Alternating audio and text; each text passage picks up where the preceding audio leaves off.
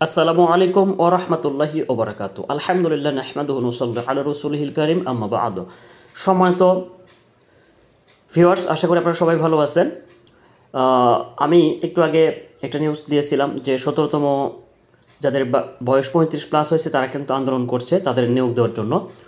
তো আপনারা দেখতে পাচ্ছেন যে এখানে কিন্তু বলা হচ্ছে যে তালাবদ্ধ এনটিএসসি কার্যালয়ে আতঙ্কে কর্মকর্তা কর্মচারীরা। 17তম শিক্ষক নিবন্ধনে উত্তীর্ণ হয়েও আবেদনের সুযোগ না পাওয়া চাকরি প্রার্থীদের 3 দফা আন্দোলন স্থবির হয়ে পড়েছে বেসরকারি শিক্ষক নিবন্ধন প্রত্যয়ন কর্তৃপক্ষের এনটিএসসি কার্যক্রম। এ কারণে কার্যালয়ের কর্মকর্তা কর্মচারীরা নিজেদের নিরাপত্তার জন্য কার্যালয়ের প্রধান ফটক তালাবদ্ধ করে রাখা হয়েছে।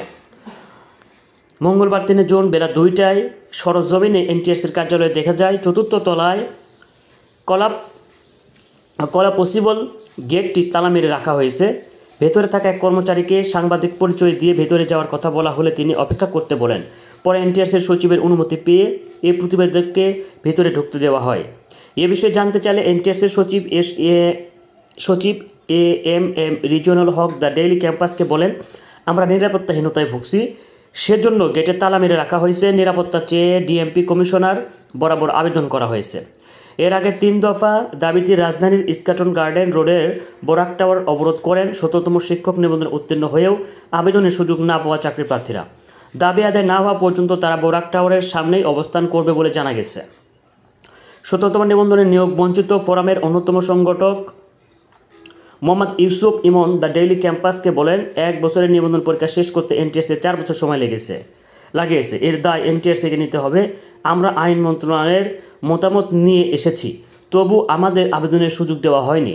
আমাদের ন্যায্য দাবি আদায়ে আমরা বোরাক টাওয়ার অবরোধ করে রেখেছি। 17তম নিবন্ধনের বঞ্চিতদের 3 দফা দাবি হলো: 1. এনটিএসসিকে আমাদের 17তম ব্যাচের নিয়োগ সুপারিশের লক্ষ্যে সদিচ্ছা পোষণ করে শিক্ষা মন্ত্রণালয়ের বয়স পেছানোর তারিখ উল্লেখ করে একটা চিঠি পাঠাতে হবে।